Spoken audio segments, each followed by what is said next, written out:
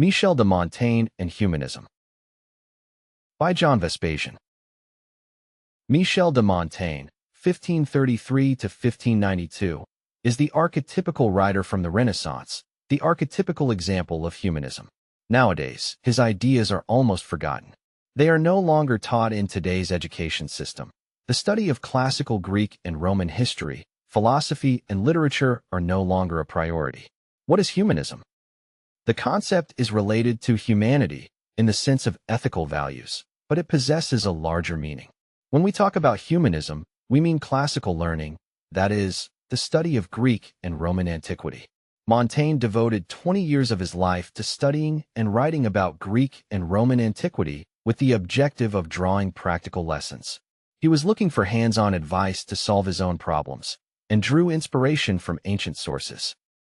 The subjects addressed by Montaigne in his essays fall in multiple categories, namely historical, social, health, military, family, relationships, and literary commentary. However, the underlying themes in most of Montaigne's essays are success and happiness. Michel de Montaigne and the humanist approach. Montaigne employed the humanist approach in his essays, that is, a mixture of introspection, careful research of ancient sources, respect for individual liberty, and critical thinking. He quoted ancient authors to examine their ideas, not to follow them blindly. When it comes to the humanist approach, Montaigne can be best compared to Desiderius Erasmus, 1466 to 1536. I prefer Montaigne because of his practical mentality. Erasmus had a larger erudition, but often got lost in theological criticism. Montaigne had a rather romantic view of ancient Greece and Rome.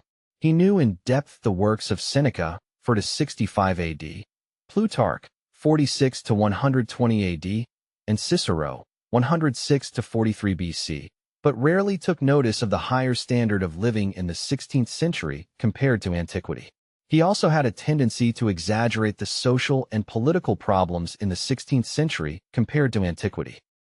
For instance, Montaigne often complains about the corruption of our age, without realizing that corruption was equally high or higher in the times of Seneca, Plutarch, and Cicero. Montaigne's essay on Roman grandeur. I consider Montaigne's essay on Roman grandeur one of the best examples of humanism in literature. Montaigne passes review to the history of Rome and reflects on the rise and fall of the Roman Empire.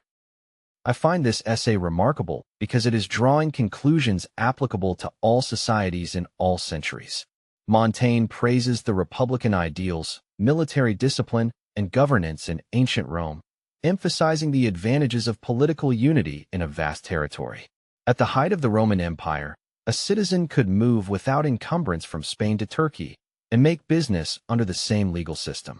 However, Montaigne underestimates the advantages of life in the 16th century. He complains about political disunity, widespread criminality, and generalized moral decline, but fails to appreciate the innovation, liberty, especially in Amsterdam, Florence, and Venice, and upward social mobility of his time. I endorse Montaigne's condemnation of power-seeking. It's a fool's undertaking to seek to dominate other people. I find the comment from Montaigne accurate when he says that power-seeking goes hand in hand with anxiety and danger.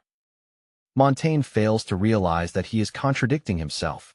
If he dislikes power-seeking, he should be happier to live amidst political disunity. In ancient Rome, power-seeking carried far worse consequences than in the 16th century. The larger the territory, the wider the damage that a fool can inflict. A naive, wide-eyed vision of antiquity permeates this essay by Montaigne from beginning to end. At one point, he refers to the ancient Romans as good-natured, simple people, without realizing that they had relentlessly expanded their domains by bloody conquest. In contrast, Montaigne refers to his contemporaries as bad-tempered and insincere, forgetting about the massive progress made in finance, shipping, commerce. Those are incompatible with bad-tempered and insincere people. It is just impossible to build large, efficient, successful organizations in that way. Michel de Montaigne and the cyclical historical pattern. By looking at the history of the Roman Empire, Montaigne argues that all societies go through a cyclical pattern of ascent and decline. After becoming successful and wealthy, they fall into moral decay and corruption. Montaigne's argument is appealing, but is it really true? The process of moral decline, I submit, is not unavoidable. People do not need to become corrupted after growing successful. I do not endorse the conclusion drawn by Montaigne, but I'm aware of the need to maintain a good philosophy and culture. Those constitute the basis of civilization. I contest the reasons given by Montaigne for the fall of the Roman Empire and for the problems in the 16th century. He is blaming the desire to rise in honors and favors for all those problems. But ambition as such isn't the cause of trouble. Montaigne is actually referring only to malevolent ambition. Montaigne is correct in saying that virtue, philosophy, and, in particular, ethics, shapes the future of society. He draws the right conclusion from his analysis of ancient Rome and takes active steps for promoting virtue, namely, writing about it and encouraging people to embrace it. Studying the past, especially by reading good books, wrote Montaigne, enables us to hold a conversation with the best men of past centuries. Nonetheless, it is in nobody's interest to build idealistic pictures of the past. Humanism calls for the study of ancient Rome and Greece to learn practical lessons. Montaigne excelled at this task. His essays are delightful to read still today, 5 centuries after they were written. I favor embracing humanism, first as a way of thinking and second as a lifelong field of study.